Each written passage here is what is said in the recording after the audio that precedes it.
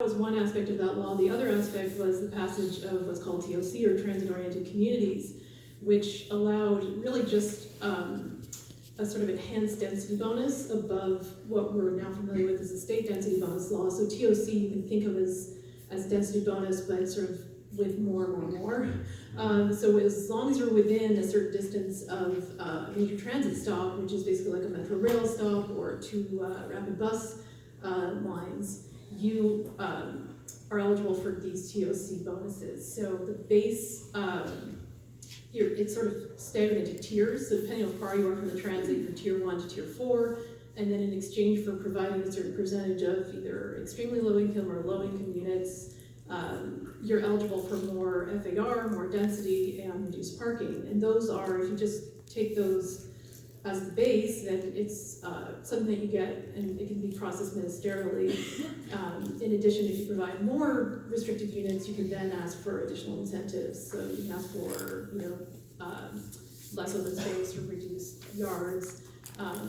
So the additional density is quite dramatic. So the state density bonus law was usually up to 35% bonus. With TOC, it's up to 80%, and you can get up to sort of 4 FAR if you're in a certain tier. So it's really quite dramatic in terms of what it's allowed both market rate, mixed income, and affordable developers.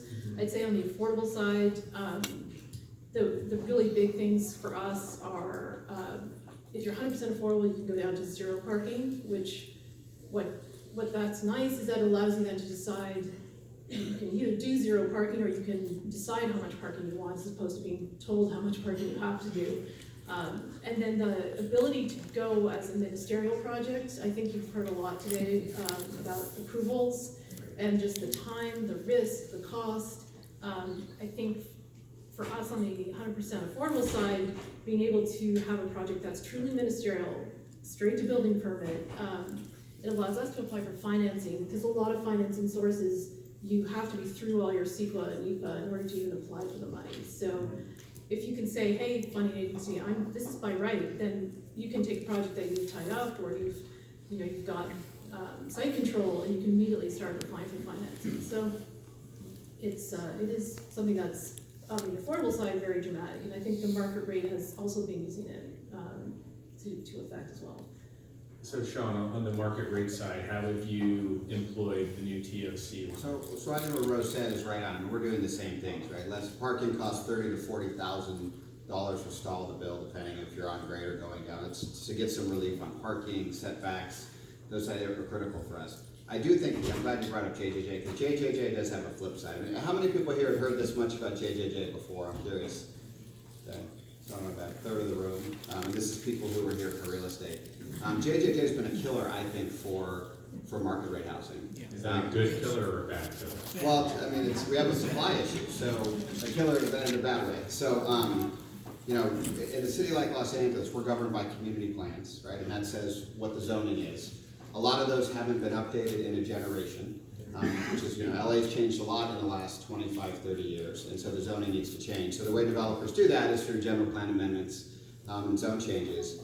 You now can't do that, for market rate at JJJ unless you have a union labor requirement, a local hire requirement, a bunch of other requirements. So permits for zone changes are down 78% since JJJ passed. Yes. I mean, at a time we have a housing crisis, they're down 78%. So it's been a killer, I think, from a market rate side.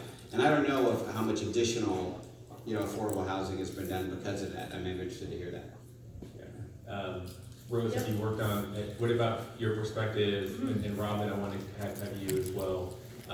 Tell us about that. Have you increased production because of TOC? Well, I wanted to just mention, because just to support what was just said, there's a study underway by LA Plus and Berkeley's Emerald Masters of Real Estate Development and Design Department. So it's a draft study that's coming out soon, and they actually looked at housing production before and after the passage of JJJ, and they found that overall the number of multifamily units being applied for has gone down since JJJ. So even though we're still sort of at a market peak, in the past 2 years, this isn't built units, obviously, this is just units being applied for and being entitled.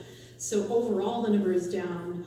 The market rate went down more. The affordable actually went up. So partly because I think of TOC, but overall the number of units is down. Right. So I think, and they also looked at whether units were being built as a part of market rate projects, so whether the affordable units were part of a market rate project or whether the affordable units were part of 100% affordable. And they found that the increase in affordable was mostly in the 100% affordable projects. So folks are not using JJJ because it's not making sense from the market rate side. So it's not having the original thought behind JJJ that it would create these more mixed income projects. It's not really having that effect.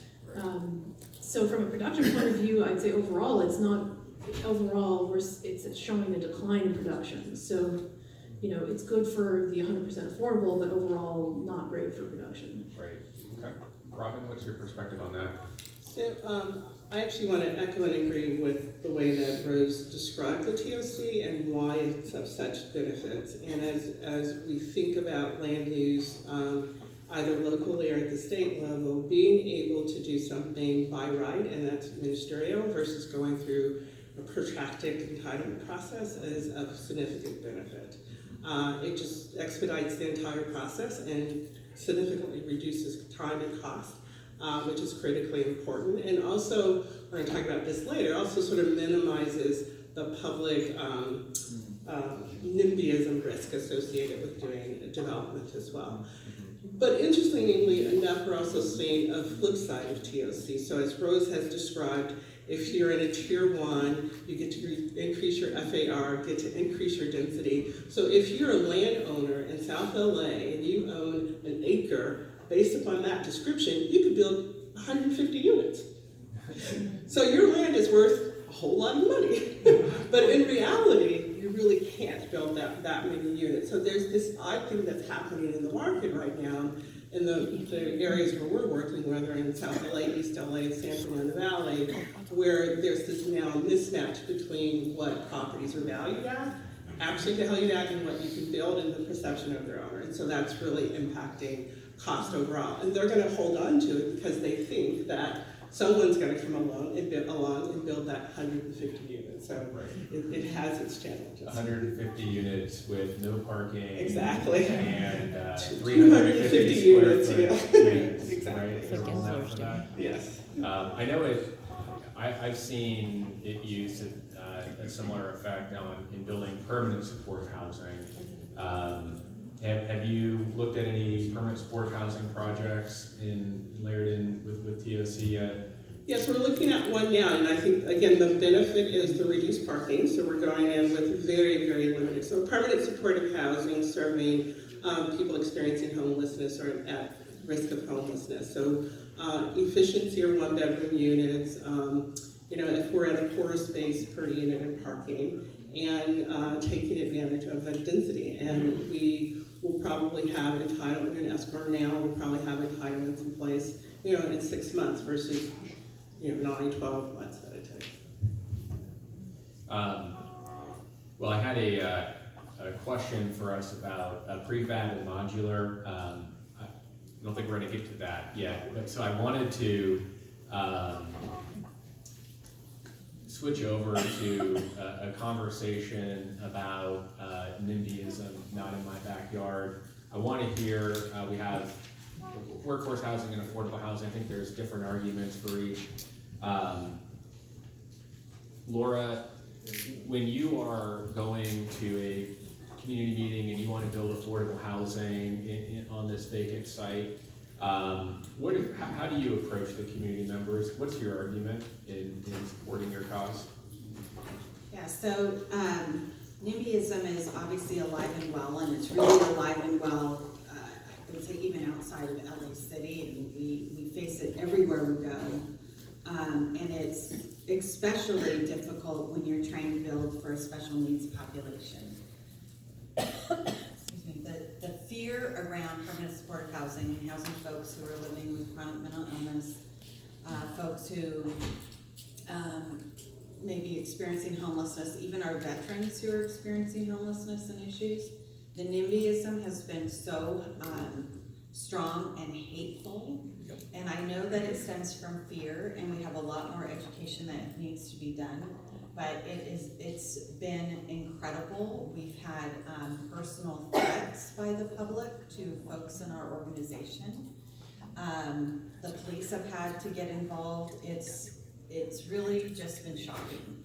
And so, and that's in the special needs. Now, our general low-income housing, which I could use affordable and workforce interchangeably, so I understand for the panel, we've separated it, but most of my council members will say to me, hey, we need to talk about workforce housing. And again, and I didn't mention, so we're a 501c3, and our average affordability in our units is about our average income, about $28,000 a year. Our people are working, so it really is workforce housing, it's just at a different income level targeting. So we'll call it whatever we think we need to call it to get it approved. And we'll work with the community and the council to design it, design it well. We build, like I said, in Irvine with the Irvine company. Donald Brent's an investor of ours. So he will come out and dictate the landscaping at a certain level to match the market rate, and that's okay. But NIMBYism, alive and well. We have a lot of work to do on education and even on the market rate end. Our affordable that we do in Irvine is alongside the market rate, and we'll have threats of, recall ballots have come out on our projects recently. And so we just keep working, keep educating. One thing, and I know we're getting close on time, but one thing that I think has worked is if you do a video presentation, especially on these really, really volatile issues, that can be shown at City Council before you speak, then the NIMBY folks, they don't have a chance to interject right away, and they sit there, and you can at least get all the information out as a kind of a basis to start from. Actionable advice. Sean, when you're working with the neighborhood groups, you're bringing in higher income workforce housing. Your argument is always going to be about how density, parking, traffic. Real quickly, what are a couple bullet points that you always keep in mind when you're talking to the community? So virtually every project we do now also has an affordable component, and we use SB 1818, right, which is a fantastic state tool in order to get some more density, some other incentives to do that. So we're able to offer some affordable housing. And we just work, and again, I learned this on the planning commission sitting on the other side, is we just very early on work with the community. In LA, you gotta work with a council member. Council members rule, in their districts, and so early on you sit down and we lay out the vision for the project, and you understand from him or her, what their priorities are, who in the community is important, and you spend a lot of time working with the community to understand their vision. And what we found is it's about respect. Like, you can't give often the community everything that they want, but if you're actually there and you're listening to them and you try to accommodate them where you can and you're respectful of them, it goes a long way because they feel like they've been heard and they're going to help improve your project and they have some stake in it. So even if it can't be perfect, it's still good enough for the community. Okay, great. We have time for one more question, and then we're going to go to the audience. So we'll get to questions in this audience questions in 1 second. So I want to go down the panel real quickly. If there was, looking forward 5 years from now, we are woefully behind in building enough housing to meet the needs. As a result, rents are going way up, obviously. So what is one critical change that needs to take place, either at the state or the local level, that needs to happen? Or sure. Well, at the risk of sounding redundant, because it's been mentioned, I think entitlement certainty is what needs to change. We can't have projects that have a significant below market component being held up really unnecessarily through a protracted entitlement process. And what we've been seeing is projects that began their life with optimistic goals around density just get eroded and eroded and eroded down to a point where they're not financially feasible. So having the state under Governor Newsom use some of these aggressive tools and push back on the local control. Not to say we shouldn't be and aren't willing to engage with the local community. That's an important component, but at the end of the day, giving developers some certainty around entitlement with shorter timeframes. Okay, Rose. 20 seconds or less. Sure. Well, I would say, you know, one of the things that we would like to see in the world of affordable housing is some version of redevelopment come back, because it was so transformative, and the loss of it, I think, has had a major impact. So I think there's some positive change moving towards bringing back a version of redevelopment that really works. There's a couple bills floating around about that. So I like both of those, but I'm gonna do something a little different, which is, so in the next 5 years, if every person that's in this audience were to go out and visit one of our affordable housing developments and go and tell a friend, your neighbor, because your neighbors are typically the NIMBYs who come out against our projects, to come out and visit our projects and know what we do so that we can really begin to demystify issues around density, who lives in affordable housing, because the only way we're gonna get out of this is if we actually build. And NIMBYism is probably one of the biggest barriers to getting more density, less parking, and housing people who work in our local economy. Great idea. Great idea. So, housing element reform to where not only do you have to plan for your housing needs, but you actually have to build. So production requirement, that was the biggest loss, in my opinion, for redevelopment, was the production requirement, even greater than the funding that was lost. Absolutely streamline the entitlement process. We can count the sticks and bricks and means and methods around that, but it's hard to predict that entitlement process. You heard us all about supply. By 2025, according to McKinsey, we're gonna have 3.5 million fewer housing units in California than we need. There needs to be an attitude that we're all in this together. Too often now, it's a zero-sum game. Developers have to give. Developers can't gouge. Investors have to play ball. Labor's gotta work with us. Politicians have to have the courage and stand up to special interests. So there needs to be a common kind of ethic that we're all in this together, and that's the only way this is gonna get solved. Awesome. Contractors too. Time for 2 questions from audience point 2. How many of you are interested in housing for working, income-producing U.S. military veterans? I want your card. Just write VA on the card and give it to me. I guess we give a hand raise on that one unless anyone And number 2, last question of the day. One question is, in regard to the TOC, I understand you can have reduced parking, but can you point to any projects, I'm referring to market rate projects here in Los Angeles, that took advantage of the TOC and they had reduced parking and they were successful getting the rents that they needed to make the project economical without the typical parking per bedroom? That's a good question. Yeah, I don't know offhand, but the planning department does have a little brochure that they put together on the TOC, and that may have some data. Because I'm certain, I mean, your question's a good one. It's like, will the market accept the fact that there's not 2 spaces per unit? But it's been entitled, the question is, will it get built? So. And I'll just say that we have about 6,000 units we're operating now, and we survey our residents. About 30%, 25 to 30% don't have a car now. All they do is take a TNC, Uber, or Lyft, or they take mass transit. So that's changed a lot in the last few years. Will it continue to change? I don't know, but it's a good direction. Folks, that marks the end of our programming today. Once a year, we have a full-day multifamily conference. It's called BMAC. It can get expensive if you wait till the last minute to attend it, but if you would like a discount code to it this year in July, come and grab me. Big round of applause for our panelists. Thank you everyone for joining us. We'll be back for our Hospitality Summit on March 14th.